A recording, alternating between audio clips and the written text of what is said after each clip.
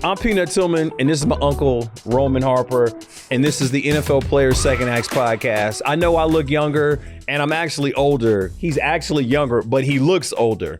We do this banter all the time. And he has never won any of these competitions. Gray is in right now. Gray is in.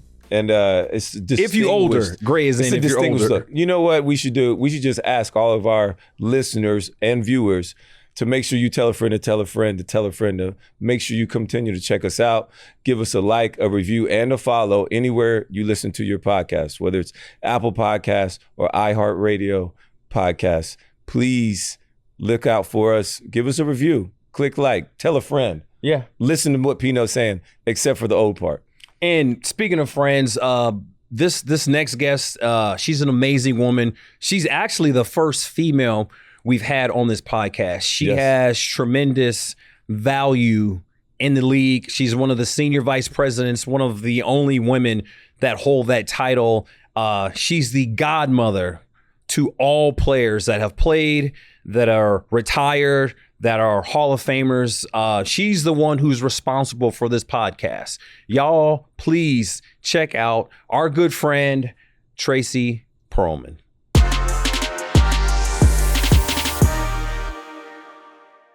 So you are the first ever female guest on the podcast. I'm honored. So how do you feel about that? I'm honored. I'm honored to be talking to the two of you. And you're not fighting. No, we're not. We're not. You're like the godmother to all NFL players. I agree. Nobody knows that either. Yeah. Nobody knows. Everyone knows you when you have a problem or when a player has a problem. When I'm frustrated with something, I just text you like, what about these calls? What is the commissioner doing? What is Vince doing? Can you tell Troy Does Troy Vincent remember he played defense? Is exactly what the text I text her all the time. He does. But it's not just me though. It's like 700 other players will text you. Yes. Like how awesome does that feel for you to know that like all these grown men trust you and they take your advice or they want to listen to you or you're connected to them in some kind of way. Like you have put your stamp on the NFL with players. It's important to me that they know, and I don't care if anybody else knows. It's important to me that you know you can call me for anything. Mm-hmm. Nobody else needs to know that. And that's exactly why I'm here. And the reason I moved to football when Troy asked me was I wanted to impact players' lives. Mm-hmm. I don't care about the rest of it. Because you didn't know that about Tracy, did you? No, I did not. Working on the podcast, I think he's just now starting to see it. Like, damn, she know everybody. Everybody know Tracy. I didn't know she was such a mover and a shaker either. You know, I had received her email. I'd been told to email her multiple times throughout my career when this had popped up or, post career. Okay, you need some help with this situation. Text this person. And it was always Tracy Perlman. I didn't know Tracy Perlman personally until I've moved on in the last year and a half. I've got to know you a lot better. And it's been awesome to see. It's been awesome to see you do your thing. And you really have impacted so many. I just thought you were on the other end of an email for so long. I didn't really understand your true job and the whole impact of the holistically part of everything that you do for the NFL and especially for the players. I think it's dope in the sense of it's a male-dominated industry. Yes. And you are, or maybe the proper term is you were, I think, one of the first executives in that position. Yes. How intimidating was that for you to be one of the only females? I don't think she was intimidated. In a room full of men. I would love to know how did you initially try for the job and get the job? Well, I started at the NFL the day after I graduated from college. So I had gone through the ranks and I had been in multiple departments and a job was open as an SVP. So you name the level, I have been the level: coordinator, manager, senior manager, director. And I was a VP at the time and I was kind of stuck. Mm-hmm. And I was doing all the entertainment stuff. I was working with players. We launched the Legends community. And there was an SVP job open that I did not interview for. And I'm in my office and I see on my phone Roger Goodell calling me. I'm like, this can't be good. And he said, come down to the office. I just want to talk to you for a little while. Uh-oh. And he said, why didn't you interview for this job? And I said, it's not the job that I want. He said, well, what job do you want? I said, I want to be in charge for everything for players. There is no one who is handling everything that players need, talking to them, communicating. He said, that doesn't exist. I said, I know, but you asked me, and that's what I want to do. And, you know, we talked for a little while longer, and I went back and I did the job that I was doing. And about a year later, Troy Vincent called me and he said, I'm creating a job that is all about the players and I need somebody to run it. And it's all player work, but I think it's your job. And we're going to create it from the ground up. And he told me I had to get rid of all the cool stuff I was doing, booking the halftime shows, booking kickoff, doing the movies. And I went back, I thought about it. I talked to my team and I said to Troy, this is what I want. And he said, it's yours because I know you care about it. Yeah. And he said, what do you want it to be? I said, I want it to be a support and service to players and we'll figure all the rest of it out. So what year was this, Tracy? It was 6 years ago. So that's exactly why I asked that question. New. Yeah. That's exactly why I asked that question, because I've seen a change in the NFL's Legends community since these 6 years that you've had this job. I've been retired now 6 years. So I've literally seen the efforts change from when I first got out to where now I receive so many more emails, so many more opportunities, and all these other things that we're literally trying to change the outlook of former players, their outlook and expectations on what it's like to be retired and what the NFL can actually provide for them. And maybe you can speak to us a little bit about what you've tried to help implement or guide us into that place. It's so interesting. We had to change the culture in the building. Yes. We want a player first culture. I want to walk into a room and when people say to me, I want a player to do XYZ, my response is always, what's the value to the player? And now sitting on that side of football with Troy, I can say that. When you're on the marketing side, you have a transactional relationship with a player. Hi, it's Tracy. I have money for you to do an appearance. Will you do it? Great. You show up. There's really no investment. No. And even though we kept trying to create that relationship, it was very difficult being on the business side because it's a business. When you're on the football side, it's about you as a person. Yeah. And we can take that, and you've seen the shift in our building. Whenever somebody says to me, hey, we need a player, and here's what we're going to do for the player, is now in the conversation. You know, we were doing something and they said they had a list of assets, and the assets player was number one. And I got up and walked out of the meeting and said, when you guys understand that this is not, the players are not your asset, the players are the reason we have this initiative, I'll come back. And everyone has now shifted their view. And I think, Peanut, you've seen it a lot. Oh, yeah. Because you've worked with everybody in the building where sponsorship says, well, how can we make this a better opportunity for players? Everybody is now talking that way. And we really had to shift everybody's view. And we did the same thing at the club level. We were talking this morning about building up the PE departments because player engagement is a trusted resource for players at the club. You need to have support there. You can't have one person for 90 men. That's not fair. So we've just been trying to do one thing at a time. And I know it hasn't been that fast, but at the same time, I think it's been more impactful. I think the thing that I appreciate most about you, what a lot of people don't know, is you're like the conduit. You are a champion in your own regard, but the players value your opinion so much, and they text you, they call you, and then you take those texts and opinions and you present them to Troy, to the commissioner, because there are several things that I'll just text you like, hey, maybe we could do it like this, or it's just a thought that I was thinking in that moment. And then next thing you know, it's like, yeah, we got that done. Like I've done that to you probably maybe 4 or 5 times. Yes, you have. And the thing actually got changed. And I was just like, oh, dang. Like there are people, I call you said movers and shakers. Yes. That's why you can't use the word intimidated with Tracy. I call you the key to the city.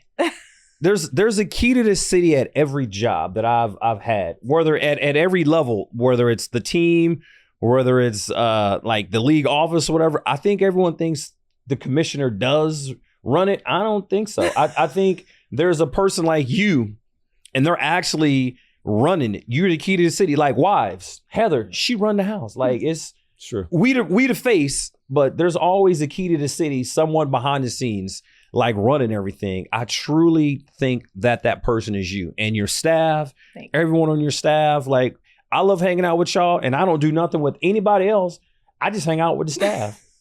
Like I feel like I'm a part of the staff. I was going to say that's very true. Peanut only hangs with you guys all the time. That's why he knows all of you. I know everybody. Like, so when we going to dinner, y'all, what are we doing? Like it's cool. So you've had such a huge impact even before this current role that you have right now. What would you say your message to all the players like that you've helped today and the players that you haven't helped moving forward? Like, what do you want that message to be? What do you want to be known for as TP, the what? Like, what do you want? I don't know, the person behind the scenes who helped me get through it. I just want to be the person who helps you on your journey all the way through. When you get in, when you're playing, and when you get out. Who's kind of helped mentor you through how long you been at the NFL? Almost 31 years. Almost 31 years. Who's been like the one person that has helped you get to where you are right now? I would say there are two. And the commissioner at the time that I started, he wasn't the commissioner. So he was somebody who I emulated. He was my mentor at one point.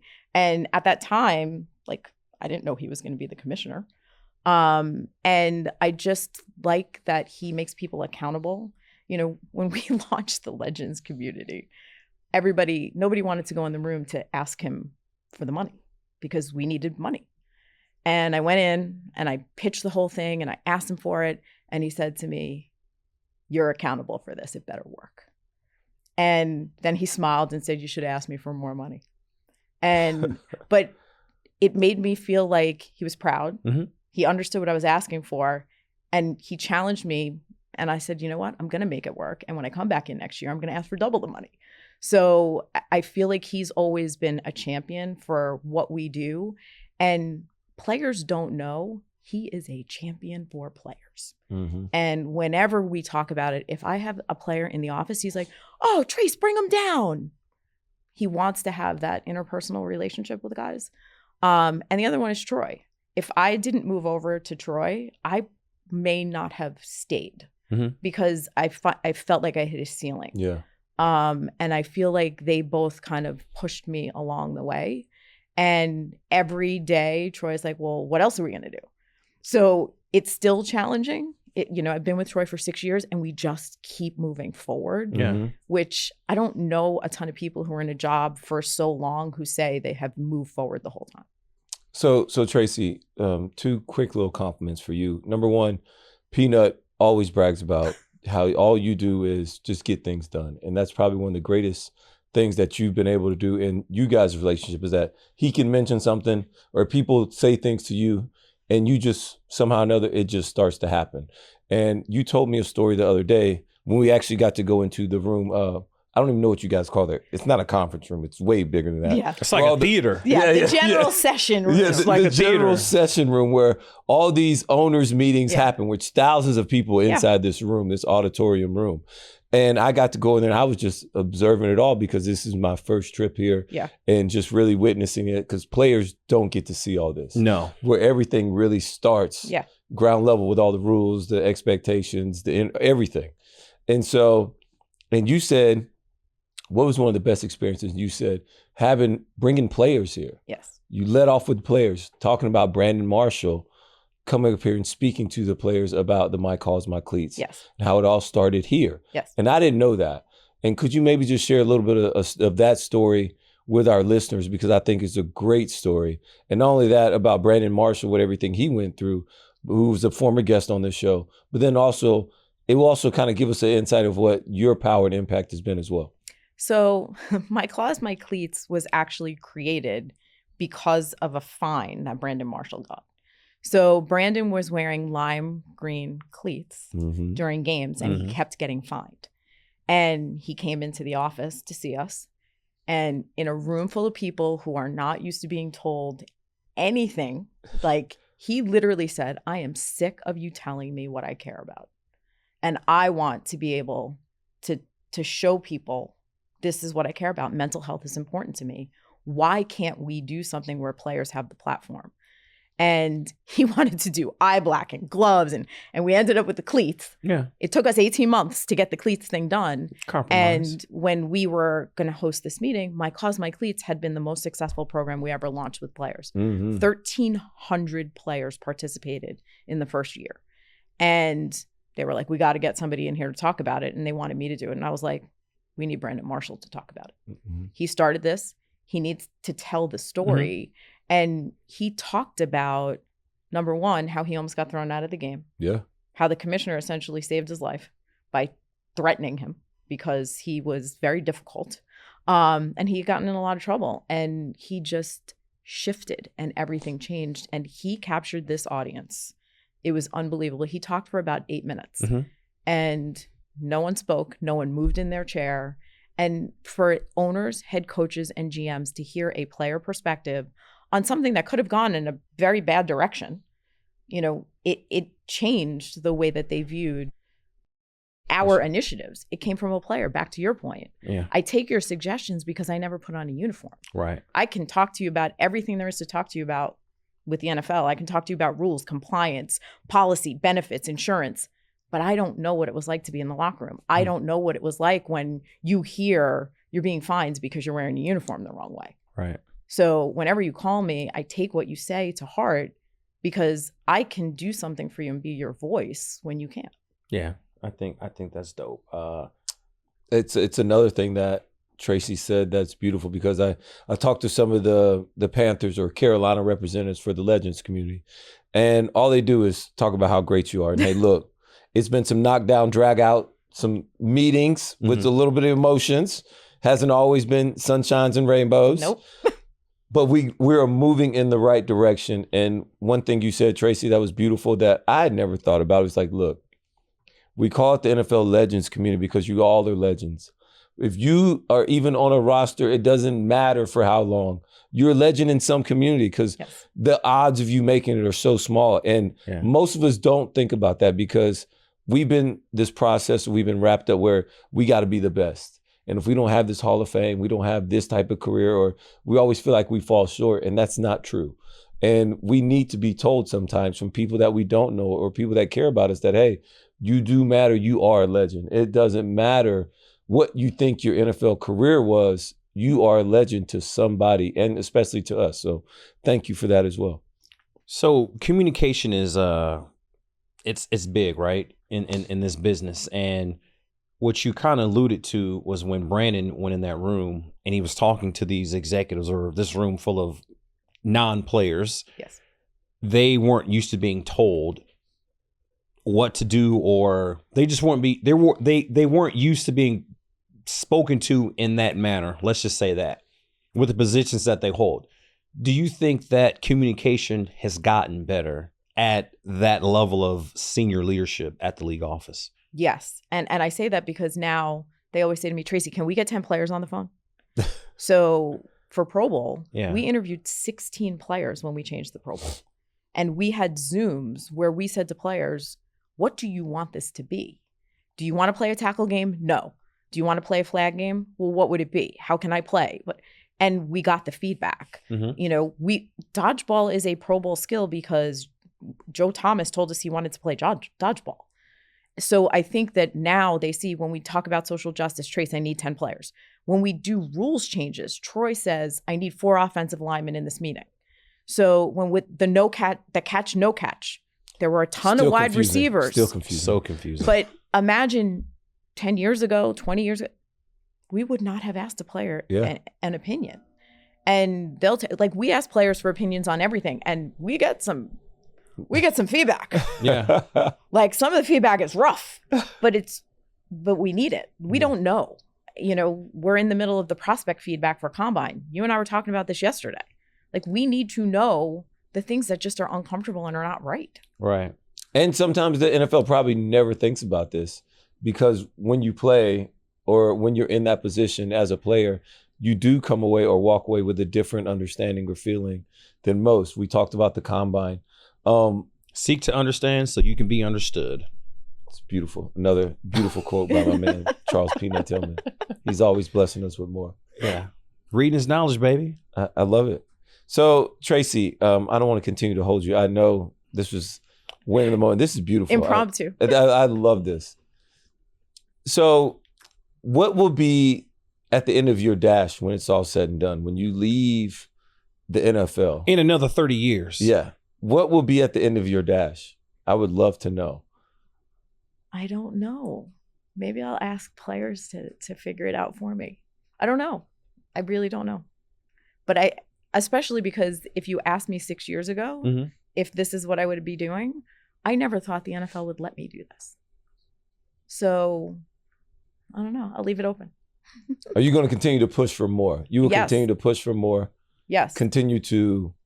Until there is not one story out there that says this NFL player is destitute, until I can change the narrative where what they're talking about is how successful you guys are on the field, off the field, post your career. That to me is the important part. Why do I have to see stories about the one negative versus the 13,000 positive? Yeah. That's the goal. What's been one of the most challenging situations you've dealt with that happened or it ended the right way and you were like, this is why I do this job. This is why I care about these players. Okay. So and you can say it without naming. I'm not trying to I'm not going to name anybody or anything like that. But I've gotten a lot of training. Okay. Suicide prevention, mental health awareness. To the point where, like, if I see something on social media, I'll flag it. You know, we've created some interventions because of that. And I had a Hall of Fame running back say to me, I'm going to have this guy call you. I want you to talk to him. And we started talking. He was angry. I could see he was bitter. Something was going on. And it turned into I don't know why I'm on this earth conversation.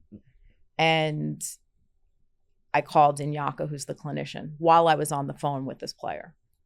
And it was going in a direction that I was afraid that I couldn't handle. Right. And Inyaka texted me, find common ground, find common ground, find common ground. So he played for a team that I happen to know somebody very closely. And I said, hey, this player works for me. That's my guy. But all of a sudden the conversation started turning around. Yeah. And, you know, within 30 minutes, I got him from bitter to I shouldn't be here to can you connect me with him to how can you help me get into a facility?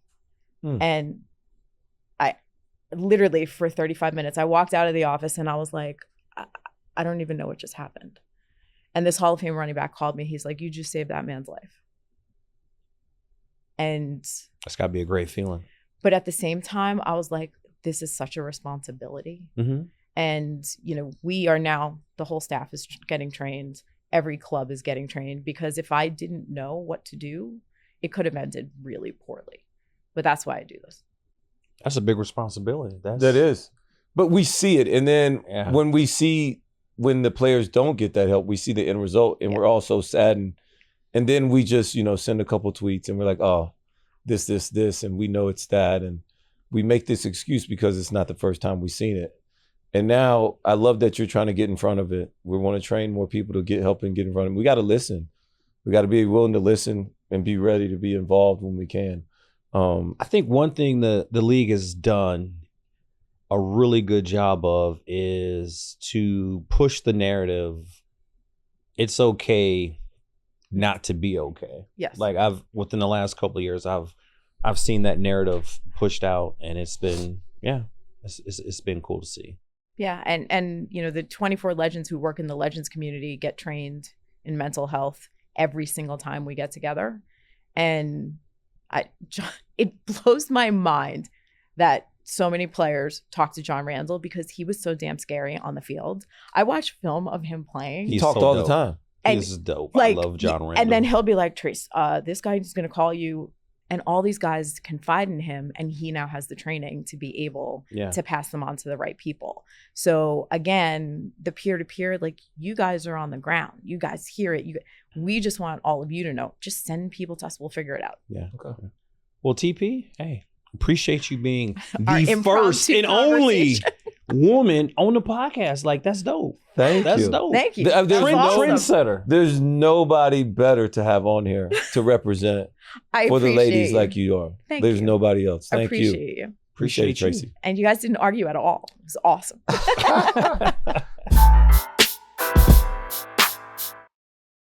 How can you not love this lady? She is awesome. I've had the privilege of working with Tracy and her team since like 2012, and she is just, you know, USDA certified. She's a great person. Just her character quality. She really does care about the players in this league. I think she emphasized that big time. It was about the players. And I'm glad that we actually get to use this platform to turn and shine that light back on her, because I know most people do not know who Tracy Perlman is or what she means to so many people around the NFL and what she does for the league and its players. So I really appreciate that and the ability to be able to give her flowers now. Yeah. She's great people, and we can't thank her enough for being on this podcast. One, she's responsible for the podcast. So great person. Thank you guys for listening. It's been an honor. It's been awesome. I'm Peanut. This is my Uncle Roman, and this is the NFL Players Second Acts podcast. Appreciate y'all.